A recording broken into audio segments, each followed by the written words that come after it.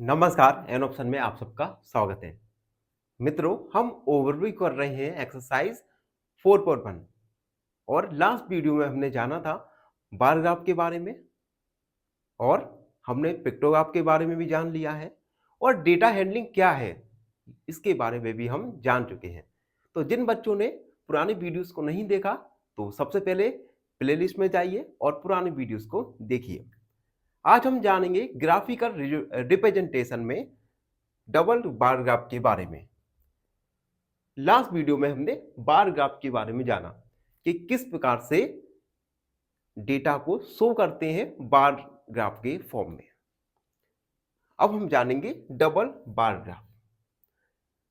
अब देखिए, double bar graph नाम से ही शो हो रहा है कि इसमें डबल बार हमें बनाना पड़ेगा।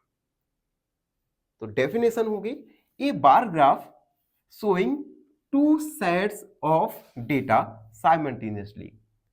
यह बार ग्राफ दो डेटा को एक साथ शो करता है। It is useful for comparison of data. यह किसी भी डेटा की तुलना करने में महत्वपूर्ण है। यानी डबल बार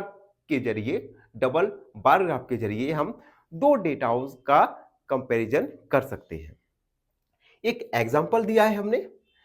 एग्जांपल में मार्क्स दिए हैं स्टूडेंट के और सब्जेक्ट दिए गए हैं कि किस सब्जेक्ट में कितने मार्क्स आए और एकेडमिक ईयर दिया गया है 2005 एंड 6 एंड 2006 एंड 7। तो सबसे पहले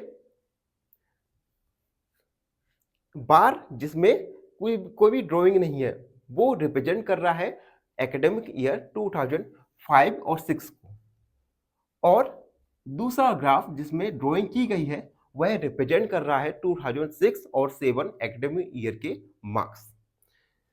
तो सबसे पहले मैथ के मार्क्स देखिए।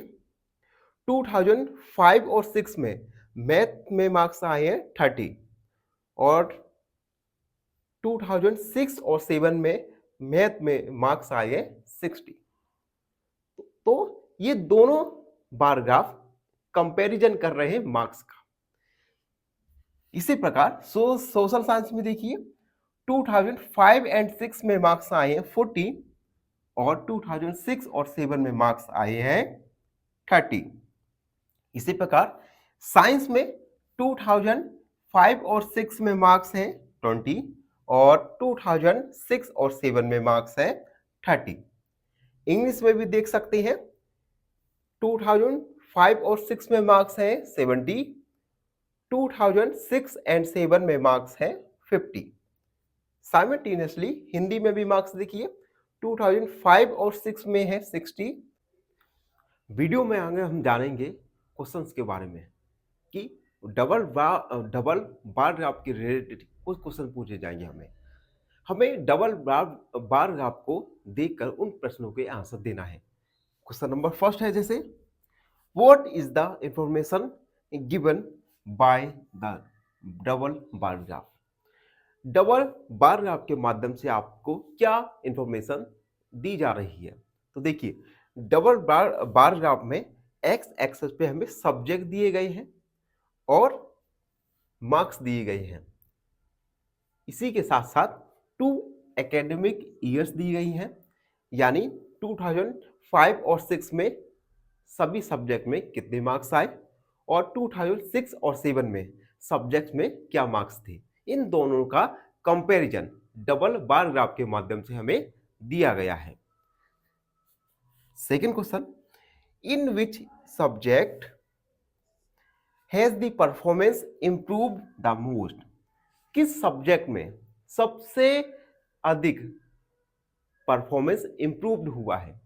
उसके लिए हम 2005 और 6 के मार्क्स देखेंगे और 2006 और 7 के मार्क्स देखेंगे।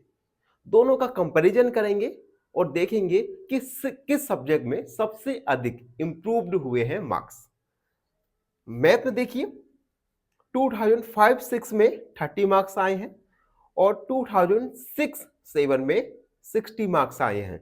यानी दोनों नंबर का गैप है 30, यानी 30 मार्क्स का इंप्रूवमेंट हुआ है मैथ में। सोशल साइंस में देखिए 2005 और 6 में 40 मार्क्स आए और 2006 और 7 में 30 मार्क्स आए, सॉरी 20 मार्क्स आए, यानी 40 माइनस 20 यानी 20 मार्क्स का इंप्रूवमेंट हुआ। साइंस में देखिए, साइंस में तो इंप्रूवमेंट नहीं डिक्रीमेंट हुआ है, क्योंकि पहले मार्क्स थे 20 और उसके बाद मार्क्स आ गए 30, यानी 10 मार्क्स का इंक्रीज हुआ है। इंग्लिश में देखिए 2005-6 में 70 मार्क्स और 2006-7 में 50 मार्क्स, यानी यहां पे मार्क्स का इंप्रूवमेंट हुआ है 20 मार्क्स का। और हिंदी में मार्क्स 2005-6 में थे 60 और 2006-7 में हो गए 20, यानी यहां पे मार्क्स कम हुए। तो आप देखकर बता सकते हैं कि किस सब्जेक्ट में इंप्रूवमेंट सबसे अधिक हुआ है, जो है मैथ। मैथ में सबसे अधिक इंप्रूवमेंट हुआ है, जो कि 30 मार्क्स का है। एंड लास्ट क्वेश्चन देखेंगे, in which subject has the performance decrease, किस सब्जेक्ट में परफॉर्मेंस डिक्रीज हुआ है, घटा है। तो आप डबल बार ग्राफ से कंपैरिजन करके देख सकते हैं कि किस सब्जेक्ट में जो मार्क्स हैं वो कम हुए हैं। देखिए, मैथ में मार्क्स इंक्रीज हुए हैं, सोशल साइंस में मार्क्स इंक्रीज हुए हैं, साइंस में मार्क्स इंक्रीज हुए हैं, इंग्लिश इंग्लिश में मार्क्स डिक्रीज हुए हैं। और कितने डिक्रीज हुए हैं? 2005-6 में थे 70 और 2006-7 पे हो गए 50, यानी 20 मार्क्स डिक्रीज हुए हैं। हिंदी में देखिए 2005-6 में थे 60 और 2006-7 में हो गए 20, यानी यहां पे 30 मार्क्स डिक्रीज हुए हैं। तो हमारा सब्जेक्ट होगा हिंदी। तो इस प्रकार डबल बार ग्राफ के माध्यम से हम दो डेटाओं के बीच कंपैरिजन कर सकते हैं और साथ ही साथ पूछे गए क्वेश्चंस के आंसर दे सकते हैं। इस प्रकार के क्वेश्चन एग्जाम के पॉइंट ऑफ व्यू से काफ़ी इंपॉर्टेंट है। तो आप सब बच्चों से रिक्वेस्ट है, इन क्वेश्चंस का रिवीजन कीजिए। ये आपके सिलेबस से हटा दिए गए हैं, लेकिन एग्जाम में कभी कभी पूछे जा सकते हैं। तो ये था डबल बार ग्राफ। आशा है आप सबको समझ आया हो। फिर भी आपके मन में कोई डाउट रहता है तो उस डाउट को कमेंट में लिखिए, हमसे जुड़िए और हमारे चैनल को सब्सक्राइब कीजिए, करवाइए। फाइनली एक क्वेश्चन पूछूंगा आपसे। क्वेश्चन है, the median of the data